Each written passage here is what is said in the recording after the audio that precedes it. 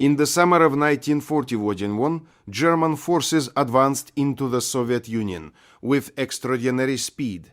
Operation Barbarossa began on June 22nd, and within weeks vast territories had fallen.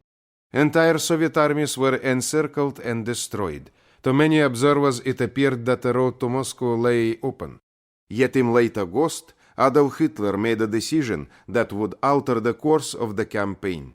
Instead of concentrating all available strength on a direct drive toward the Soviet capital, he ordered a significant portion of Army Group Center to turn south toward Ukraine.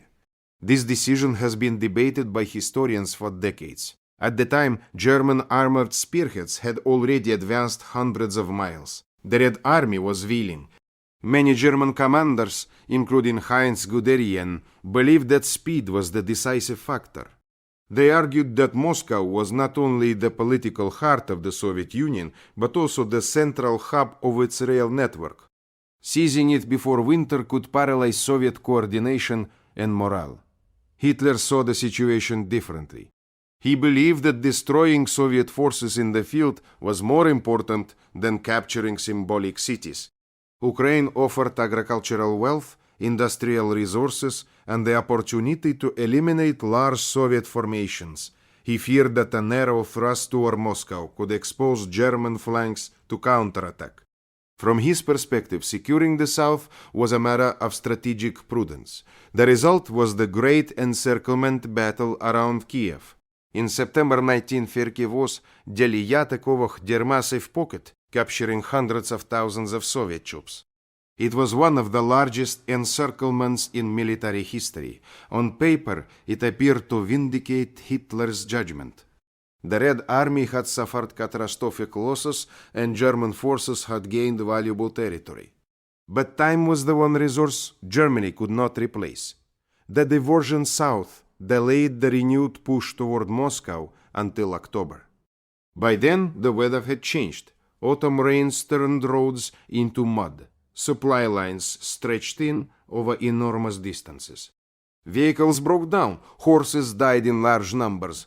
When the ground finally froze, winter arrived with unusual severity.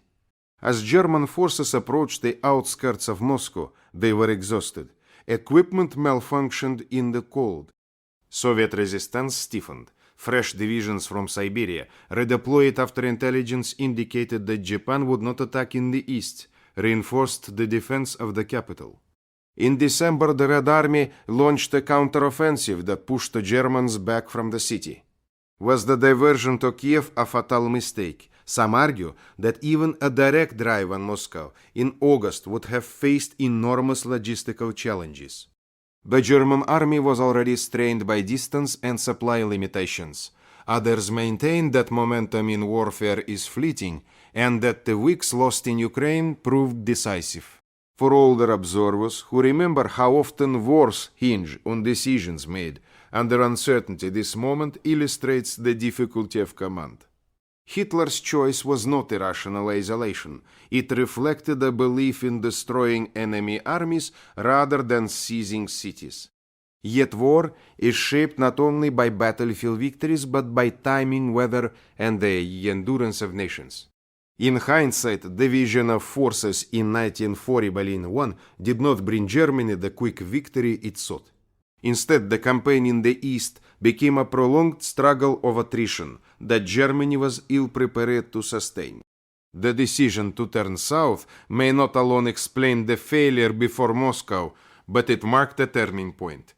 It showed how strategic disagreements at the highest level could alter the course of history. For the soldiers on the ground, the debate meant little. They marched where they were ordered, but in the quiet rooms where maps were studied and arrows drawn, a choice was made that shaped the future of the Eastern Front, and ultimately the outcome of the war.